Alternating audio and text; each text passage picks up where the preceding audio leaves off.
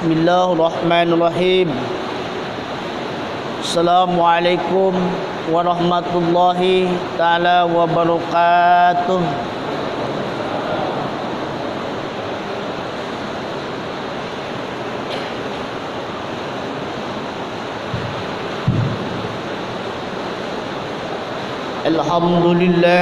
Alhamdulillahilladzi lihada wa ma kunna linahtadiya laula an hadanallah. Asyhadu an la ilaha illallah wa asyhadu anna sayyidana Muhammadan abduhu wa rasuluh. Allahumma shalli wa sallim ala sayyidina Muhammadin wa ala alihi wa sahbihi ajma'in, amma ba'd. Wa qala Allah ta'ala fil Qur'anil Karim, a'udzu billahi minasy syaithanir rajim. Bismillahirrahmanirrahim. Wa bima rahmatin minallahi linta lahum wa law kunta faddan ghalidal qalbi lam qadru min hawlika fa'fu anhum wastaghfir lahum وشاورهم في الأمر فإذا أجبت فليتوكل على الله إن الله يحب المتوكلين. صدق الله العظيم. اللهم ارحمنا بالقرآن. Yang saya hormati dan sama-sama kita muliakan Hadratul Muqarrab Imam Masjid Al-Hafiz yang kita banggakan, dan mudah-mudahan Allah berkahi panjang umur dan sehat selalu. Yang saya hormati saya banggakan Ketua Takmir Masjid Bapak Dewi Chandra beserta pengurus. Yang saya hormati saya banggakan Bapak-bapak, ada juga ibu-ibu. Di pagi yang berbahagia ini dengan cuaca hujan, jangankan cuaca hujan, enggak hujan pun kadang bawaannya ngantuk. Bolehlah kita awali dengan baca doa bismika Allahumma ahya wa bismika amut. Tapi tidak baik ketika tidur habis salat subuh. Dengan ceramah ada dua. Ada yang semangat rusuh nyimak ustaz, betul dia tunduk. Ada yang khususnya kelewatan, enggak ingat ustaz sudah pulang. Sedih dengan ustaz ceramah, meleleh kiri kanan. Maka kalau datang ke pengajian, dua hal, dua tempat yang dicari. Kalau gak dinding tiang, paling enak kita nyandar. Di rumah tidak sakit pinggang, sampai pengajian mendadak sakit pinggang. Iblis laknatullah. Ingat, musuh kita itu bukan pemerintah, bukan pejabat, bukan polisi, tapi siapa? Iblis. Inna syaitana aduwwum mubin. Musuh yang betul nyata itu adalah setan. Setan tidak senang ketika duduk dalam taklim. Maunya habis salat subuh pulang. Maka yang hadir pagi ini, yang tahan duduk sampai selesai, berarti dia mampu melawan setan. Yang enggak datang, yang pulang berarti dia ngejar. Tidak boleh keras-keras hati. Tidak boleh sekelas ustaz ceramah radikal kalau keras. Apalagi cerita hukum, tidak boleh. Jadi syukuri pagi ini bapak-bapak, ibu-ibu dan ceramah tidak usah lama, cukup sampai 5 menit, ya. Setuju 5 menit? Karena kalau pengajian itu lebih cepat, ya. Dan kelas-kelas kalau pengajian itu. Ini syukurlah karena salat subuh. Kalau datang pengajian tak acara Maulid Nabi, tak Isra Mi'raj. Ada yang datang dari awal sudah duduk di masjid. Sebelum ustaz datang sudah datang. Ada yang datang pas ustaz ceramah baru datang. Ada yang lebih etnisnya pas ustaz berdoa baru datang. Itu pun pas Rabbana Atina baru dia datang. Ada yang datang pas pembagian kue baru datang. Ingat. Jadi hadir pagi ini niatkan, bukan karena ustaz, bukan karena pengurus masjid, bukan karena siapa-siapa, tapi karena Allah. Bapak-bapak, ibu-ibu dibangunkan bukan karena kekuatan kita, bukan karena kesehatan kita. Tapi ingat, banyak yang sehat, banyak yang muda, tapi tidak mampu datang ke masjid bangun salat subuh. Maka pagi ini hadir di masjid ini bukan karena siapa-siapa, tapi karena Allah. La haula wa la quwwata illa billahil aliyyil azim. Dan ke masjid ini kelas-kelas. Kalau bukan hidayah Allah, jangankan yang jauh, yang dekat pun tidak datang ke masjid. Ada tetangga masjid yang enggak datang ke masjid? Blok mana? Blok mana? Di sini enggak ada. Yang ada daerah Buana. Buana. Di sini enggak ada. Buana. Di sini enggak. Enggak jauh beda. Ada yang jauh, sekalipun jauh datang ke masjid. Ingat. Padahal bagi laki-laki salat ke masjid hukumnya wajib. Coba bapak-bapak pilih. Mau salat di masjid atau lebih baik salatkan di masjid? Pilih mana? Mau salat di masjid atau disalatkan di masjid? Yang baik yang mana? Salat di masjid. Maka besok Pak Imam dengan pengurus masjid keliling ke warga, keliling datang ke warga. Ayo bapak-bapak, kalau gak ke masjid berarti nunggu disolatkan di masjid. Jadi bagi laki-laki hukumnya wajib. Wanita solatnya di rumah. Tapi kalau tidak mau ke masjid, bapak-bapak jangan pakai sarung. Solatlah di rumah pakai mukena. Istrinya ke masjid pakai sarung, pakai koko. Boleh belakang Pak Imam ke solat. Pak Imam, kami mewakili suami kami gitu. Maka ingatkan kembali, hari ini bersyukurlah Allah masih berikan kesehatan, Allah berikan kekuatan di tengah-tengah pandemi COVID-19 ini. Maaf, sebelum kali maaf, berbagai macam ujian Allah berikan kepada kita, sampai kapan akan berakhir. Maka hati-hati sekarang. Kalau ustaz batuk, COVID. Ustaz batuk bukan COVID, karena tidak ada air minum. Ya. Jadi kurang minum, bukan COVID. Kalau jemaah batuk, itu bukan COVID. Jemaah tidak senang kalau dengan ustaz ceramah lama-lama. Beda batuk COVID dengan batuk isyarat. Ya. Itu batuk isyarat, tidak boleh lama-lama ustaz ceramah. Maka kami nunggu sampai jamaah selesai, ada yang batuk baru selesai ceramah. Maka yang batuk tahan dulu. Syukur hari ini Allah berikan kesehatan dengan ucapan alhamdulillahi rabbil alamin. Salawat dan salam dan Nabi ba'dah. Nabi yang pantas diagungkan, Nabi yang pantas diidolakan. Tidak satu pun Nabi yang terlepas daripada ujian dan cobaan. Tidak terlepas satu pun Nabi daripada caci maki dan hinaan. Bagaimana Rasulullah SAW ketika berdakwah di tengah-tengah kaum musyrikin munafikin Mekah, bukan disambut dengan sangat sambutan yang baik, tapi hanya lemparan kotor, unta dan bahkan sampai batu. Maka jangan salahkan. Sampai saat ini Nabi kita masih juga dihinakan, masih juga ada yang mencaci maki. Itu jangan salahkan. Memang menjadikan sunatullah, hidup ini adalah penuh ujian dan cobaan.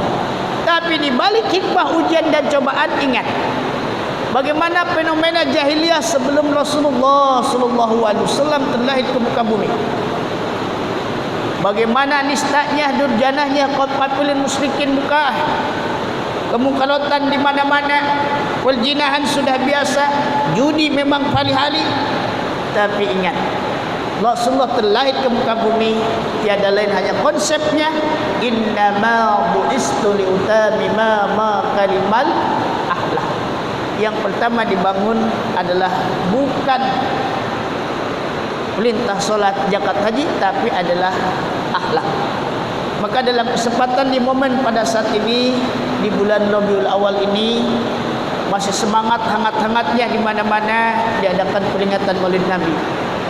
Jangan-jangan kita ini gak bangun dengan gara-gara Maulid Nabi hanya syiar. Ingat, bukan wajib, hanya syiar. Tapi ingat, dalam sebuah hadis Rasulullah memberikan motivasi, ma min masjidin au baitin au mahallatin yaqra'u bi qisati Rasulullah sallallahu alaihi wasallam bi arba'atikum. Di mana di salah satu masjid,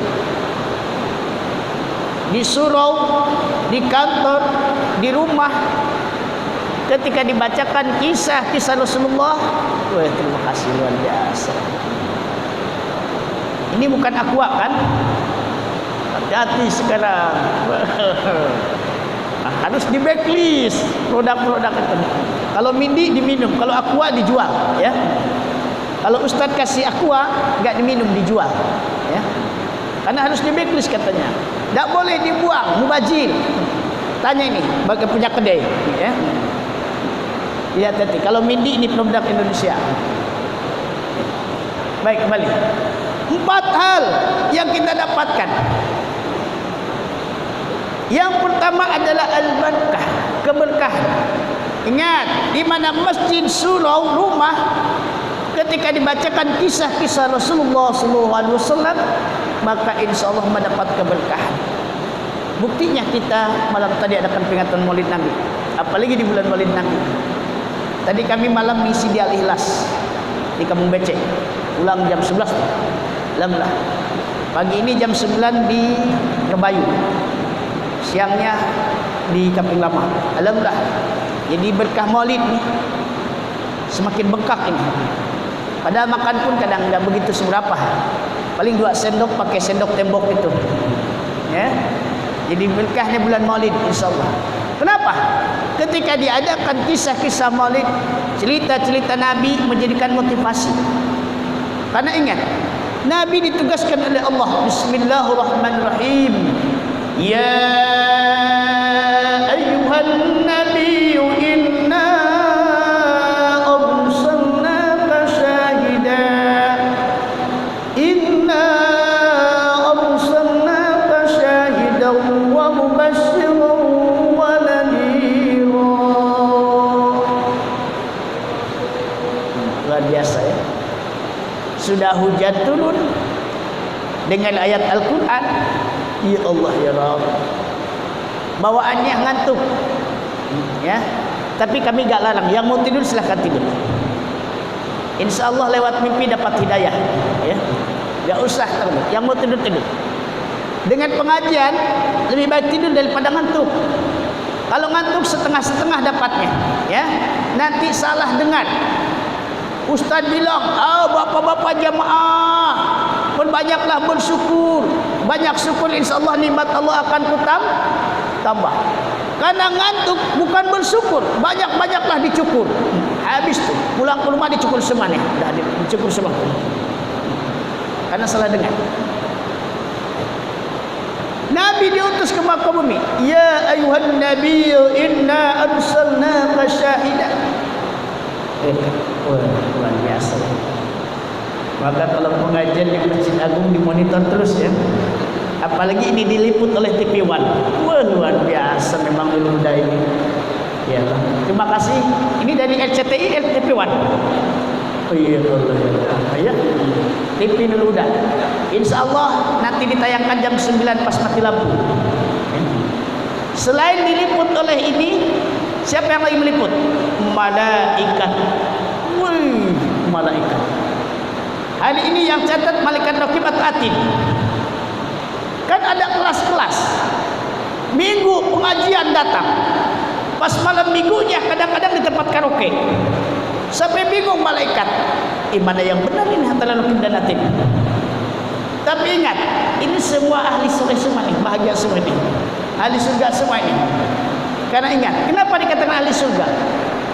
Yang paling berat bagi orang munafik itu 2 waktu. Yang pertama adalah sholat isya, yang kedua sholat subuh. Maka dalam sejarah, kalau mau lihat antara iman dengan orang Islam berbeda. Kalau kita lihat orang Islam ketika pelaksanaan sholat Idul Fitri, Idul Adha, Masjidil Huda penuh. Idul Fitri, Idul Adha diumumkan oleh ketua masjid, Bapak Ibu solat Idul Fitri. Wah, yang nggak pernah datang ke masjid di luar datang ke masjid, duduk paling depan, bajunya paling mahal, sampai kaget malaikat, apa pula kau nggak pernah solat subuh datang ke masjid? Itu lihat orang Islam. Bagaimana kalau lihat orang yang beriman? Lihat ketika waktu subuh. Ingat, dari sekian jamaah, sekian kompleks, sekian blok yang hadir untuk salat subuh, masih bersyukurlah dihitung setengahnya. Maka ingat, lihat kalau orang beriman adalah lihat ketika waktu subuh. Ini tanda-tandanya berarti Bapak istiqomah dan kuat iman, dikira-kira. Baik Bapak Ibu jamaah yang dirahmati, sebentar lagi. Tadi janji 15 menit, udah 20 menit nih ceramah nih, ya. Gak apa-apa. Ini mau goes nih. Pak Haji? Enggak ya? Boleh lah. Yang mau goes boleh pulang duluan. Yang mau goes boleh pulang duluan karena cuaca hujan.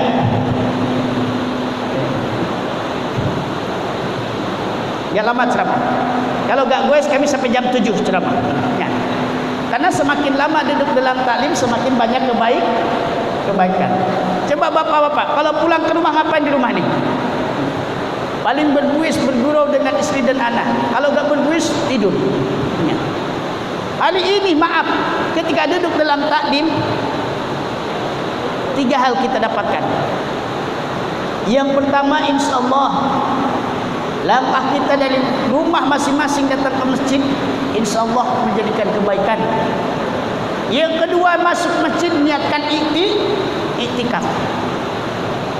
Tidak setiap pagi, tidak setiap hari habis sholat bisa duduk untuk berzikir. Kelas-kelas jamaah ini ada yang datangnya belakangan, pulang duluan. Ada yang seperti itu. Ada yang datangnya belakangan juga, pulangnya terakhir. Berzikir di masjid, istiqomah.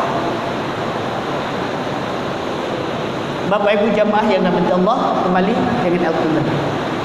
Nabi diutus ke muka bumi. Inna arsalnaka syahidan wa mubasyiran wa nadhira. Akan menjadikan penyaksian di muka bumi ini. Basyiru, memberikan kabar gembira. Kenapa? Dengan adanya kita mengingat dengan sirah-sirah nabawi. Minimal kita bercermin dengan akhlak Rasulullah sallallahu alaihi wasallam. Kita dengan kebanggaan hari ini sebagai umat Rasulullah. Suatu keistimewaan sebagai umat Rasulullah. Yang kelak nanti dipanggil yaumil mahsyar nanti. Yadkhulunal jannah min ummatil ghair. Yang pertama masuk surga sebelum umat yang lain adalah umat Rasulullah sallallahu alaihi wasallam. Wah, luar biasa. Kita termasuk orang pilihan, suatu kebanggaan ini sebagai umat akhir zaman. Tapi bagaimana untuk melestarikan tentang akhlak Rasulullah ini? Minimal secara 3 hal. Fil qauli. Bagaimana ucapan Rasulullah? Begitu diplomatis, lemah lembut, halus. Orang lain marah, Rasul tidak pernah marah. Sampai Allah gambarkan dalam Al-Quran, Bismillahirrahmanirrahim, Fabima rahmatin minallahi lintalahum. Dengan rahmat Allah, Allah karuniakan, Allah berikan kepada baginda Rasulullah lintalahum, yang mempunyai hati yang lemah lembut. Ingat, maka dengan kekerasan, dengan sifat kesombongan, keangkuhan, walau kunta faddan ghalidul qalbi, kata Allah, andaikan Rasul ditakdirkan mempunyai hati yang sombong, angkuh, tidak akan pernah sekelilingmu ya Rasulullah mendapatkan, tidak pernah sekelilingmu ya Rasulullah akan mencintaimu, tidak pernah sekelilingmu akan mengidolakanmu ya Rasulullah. Maka ingat, bagaimana kita sebagai pemimpin untuk memilih ketika kita mengajak jamaah, bukan dengan kekerasan tapi dengan kebaikan. Yang hari ini teman kita, saudara kita tidak sempat datang ke masjid. kita tanamkan untuk silaturahim. Yuk kita ajak muslim untuk bisa datang ke masjid. Karena masjid kalau bukan kita yang meramaikan, siapa lagi? Masjid kalau bukan kita yang memakmurkan, siapa lagi? Banyak masjid-masjid kita bangun megah-megah, tapi kadang-kadang isinya tidak ada. Cuman hanya sebagai berasa adalah masjid menjadikan tameng. Tapi yang intinya adalah bagaimana untuk memakmurkan masjid. Rasul secara ilqan, bagaimana ucapan diplomatis? Maka Rasul lebih baik banyak diam yang tidak bermanfaat daripada banyak bicara banyak dosa. Maka upayakan orang lain ngoceh ngomong, apalagi saat ini. Di tengah-tengah saat ini berbagai macam fenomena dan musibah. Saling guncing, saling hujat. Siapa yang disalahkan, siapa yang dibenarkan. Maaf, apalagi berhubungan dengan politik. Saling dukung, si A dukung B, si B dukung si A. Itu baik, ini jelek. Ingat, siapapun yang kita dukung, siapapun yang kita dalam hal politik, jangan pernah kita menjelekkan orang lain. Yang menilai bukan manusia, baik tidak buruknya. Maaf, saat ini kita sedang tertipu dengan kostum. Ada yang kadang kostumnya, jubahnya panjang, sorbannya pakai kayak Batman, jenggotnya panjang, tahu-tahu pemburu hantu kadang-kadang. Jadi kita jangan tergiur dengan kostum. Tanamkan fil qaulis, ucapan dengan yang baik, lemah, lembut, halus. Yang kedua, bagaimana fil af'al? Kita ngaku sebagai kecintaan pada Rasulullah, tapi kadang jauh dengan sunnah Rasulullah. Fil af'al bagaimana? Afdalul hal min lisanil maqal. Rasul menyampaikan lebih baik daripada dengan bekerja, daripada banyak berbicara. Kita hanya dipikirkan bagaimana af'aliyah Rasulullah. Hanya satu yang tertanam dalam hati bapak-bapak. Ingat, apa? Tahajud malamkah Rasulullah yang sering dilakukan? Bukan sering lagi, memang setiap malam. Puasa Senin Kamiskah yang harus kita contoh? Tapi yang ada di benak hatinya, bagaimana Rasulullah mempunyai istri lebih daripada satu. Berapa istri Rasulullah? Berapa? Hah? Rasul 9 Ustaz. Ustaz satu pun belum ada. Segera belajarlah sama orang-orang tua kita. Rasul 9. Hanya yang ada di benaknya kita, bagaimana sunnah Rasul itu adalah poligami. Padahal ingat, di belakang istri semangat berbicara, dekat istri penakut semua, gak ada yang berani. Tidak sehebat apapun, tidak akan pernah berani bilang di luar istri, berbual-bual. Poligami. Wih, Allah. Tapi depan istri penakut semua ini. Bukan istri takut suami, suami takut istri. Sehebat apapun bapak, jangan cerita orang lain, cerita ustaz ini. Bertengkar dengan istri tidak akan menang. Yang menang siapa? Istri. Bapak satu kata, istri berapa kata? Habis kita nih. Dan jangan pernah hebat bagi suami. Kenapa? Ketika istri sedang dimarahin, berarti bapak sedang memarahi ibu kita. Maka wanita diangkat derajat martabat oleh Allah. Ingat, bukan karena hal yang lain. Bukan dalam surah Luqman, Al-Quran menjelaskan. Bismillahirrahmanirrahim. Wa wasaina al-insana biwalidayhi hamalathu ummuhu wahnan ala wahnin wa fisaluhu fi amain an kulli walidayka ilayal masir. Diwasiatkan kepada seluruh manusia, tidak melihat apapun akidahnya, tidak melihat apapun agamanya. Biwalidayhi sana berbuat baiklah kepada orang tua. Di situ ada kalimat hamalat. Tidak pernah kita bayangkan bagaimana ketika ibu kita sedang hamil. Maka hari ini ketika istri kita sedang hamil, kita bayangkanlah ibu kita. Bayangkan 9 bulan dengan beban begitu berat. Coba sekali-kali bapaknya suruh hamil, bagaimana tuh? Mampu kan? 9 berbulan-bulan. Wahnan ala wahnin, dengan terus-menerus dalam keadaan sakit. Yang pertama ada Allah unggulkan karena kehamilan. Yang kedua, dengan melahirkan taruhannya nyawa. Tidak jarang orang berakhir dengan melahirkannya. Jangan dikira Pak. Maka jangan sekali-kali Bapak menyakiti istri. Yang ketiga, wa fisalu fi amain. Bagaimana penderitaan seorang ibu ketika menyusui selama 2 tahun. Itu dulu yang disusuin pakai susu ibu. Tapi istri-istri sekarang ini, kaum hawa, istri-istri bapak ini kadang-kadang serba canggih. Ibunya yang melahirkan, giliran nyusunya adalah pakai susu sapi. Maka jangan salahkan anak. Kalau anaknya wataknya seperti sapi karena minumnya susu sapi. Ya. Jangan salahkan anak. Padahal beban istri adalah agak begitu berat. Istri bapak tidak betul berat. Yang berat adalah suami. Dari mulai cari duit, suami. Bahkan sampai masak pun juga harus suami. Nyuci juga harus. Maka pulanglah sekarang ini sampai rumah. Biar apa yang nyuci, biar papa yang masak. Wih, istri senang enggak? Senang dia. Istri hanya bercolek berdadan. Karena ingat, beban suami berat. Selain juga tanggung jawab, suami adalah menjadi pemimpin. Ini di rumah masing-masing adalah presiden. Minimal lah wali kota, penguasa. Tapi pada realitanya, pada kenyataan, siapa yang berkuasa di rumah? Bukan suami, istri, ya. Tapi ingat, ketika istri berkuasa, istri cerewet adalah menjadikan motivasi penyemangat kepada suami. Lanjut. Masih ada? Betul. Ikhlas.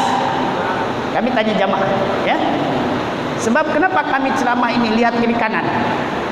Sempat Ustaz ceramah sambil ngantuk. Ingat, pikir jamaah masih ada. Pas dilihat satu-satu sudah pulang.